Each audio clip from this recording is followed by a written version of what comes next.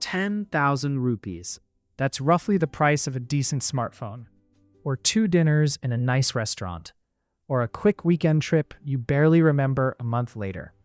But that same 10,000 rupees can also be the seed of a financial system that quietly works for you for the next 30 years. The strange part? Most people in India will never invest even that much. Not because they can't, but because the system looks complicated, risky, and slightly intimidating. Stocks, mutual funds, SIPs, Demat accounts. It feels like entering a casino where everyone else somehow knows the rules. So people wait. They wait until they earn more. They wait until they learn more. They wait until they feel ready. And by the time they finally start, they've already lost their most valuable asset, time. Because in investing, money matters, but time matters far more. So let's walk through a simple question. If you had exactly 10,000 rupees today, how would you start investing in India? Not theoretically, but practically, step by step. First, we need to understand something slightly uncomfortable. Investing doesn't start with stocks. It starts with infrastructure. Before your money can enter the financial markets, it needs a doorway. In India, that doorway is called a Demat account. Think of it like a digital locker. Just like a bank account stores money, a Demat account stores financial assets, stocks, ETFs, bonds.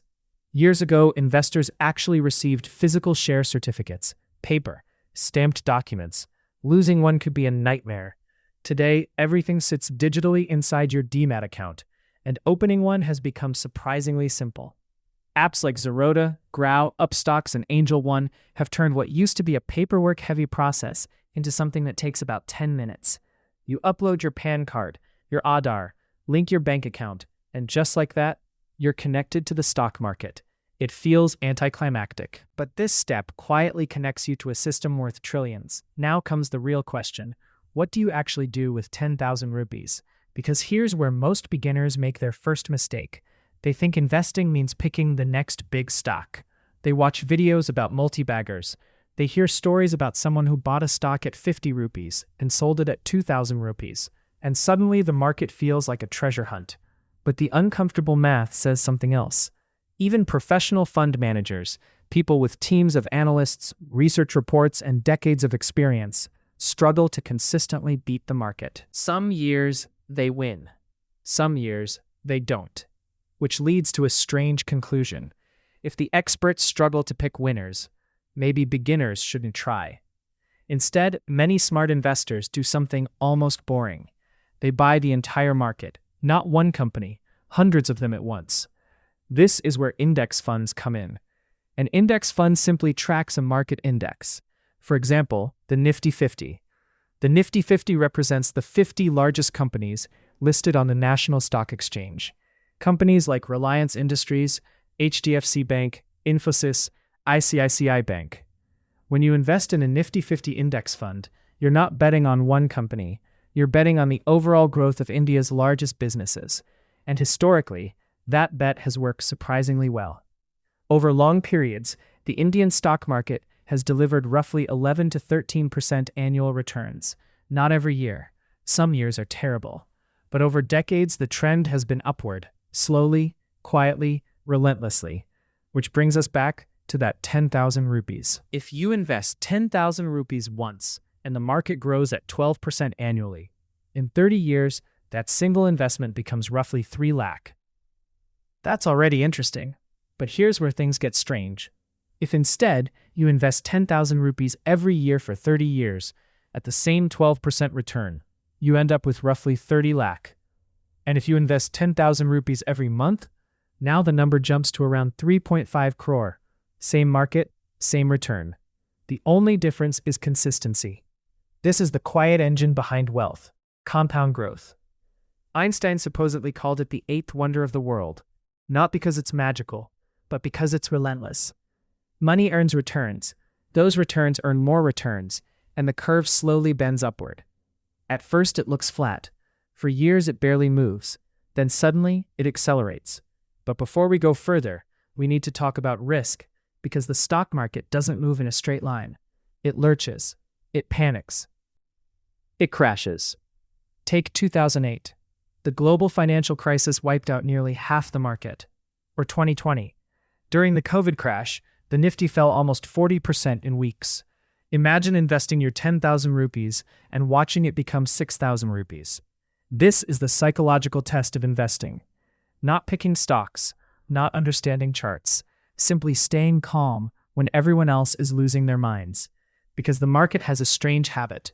It punishes impatience and rewards endurance. Now let's turn that 10,000 rupees into an actual plan. Step 1. Open a Demat and trading account. This is the gateway. Step 2. Choose a low-cost index fund. Examples include Nifty 50 index funds or Sensex index funds offered by asset management companies like SBI, HDFC, ICICI, and UTI. The key detail here is expense ratio. This is the fee the fund charges.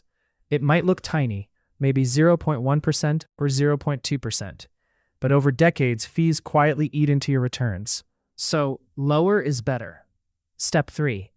Invest your 10,000 rupees, either as a lump sum or through a systematic investment plan, an SIP.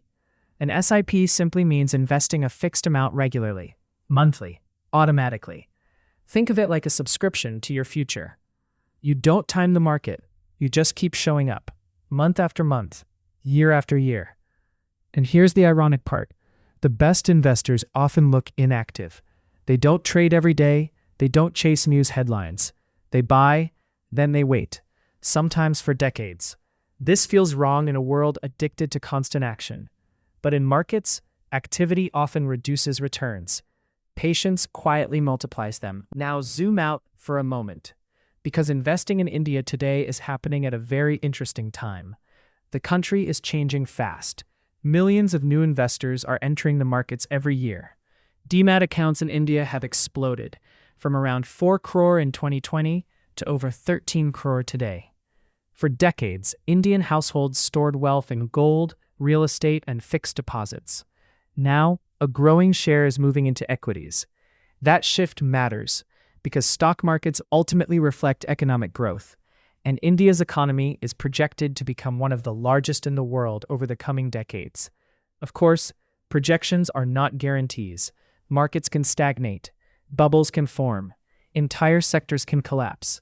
Japan's stock market, for example, took more than 30 years to recover from its 1989 crash. History is full of reminders that growth is never perfectly smooth. Which brings us back to that original 10,000 rupees. It seems small, almost trivial, but what it really represents is something bigger, your first step into ownership. When you buy stocks, even through an index fund, you're not just saving money, you're buying tiny pieces of businesses, factories, software companies, banks, energy infrastructure, the engines of the economy. And over time, those engines generate profits. Those profits flow back to shareholders, slowly, quietly, compounding in the background. The hardest part of investing isn't money, it's behavior. Fear during crashes, greed during booms, the urge to chase whatever everyone else is talking about. Every market cycle tests those instincts, and every investor eventually discovers the same uncomfortable truth. The biggest obstacle isn't the market, it's themselves. So, if you start with 10,000 rupees today, you're not just investing money, you're starting an experiment in patience, in discipline, in ignoring noise. And the real question isn't whether the market will rise tomorrow or next year. The real question is something far simpler. 30 years from now, will you be glad you started, or will you still be waiting for the right time? I will see you in the next one.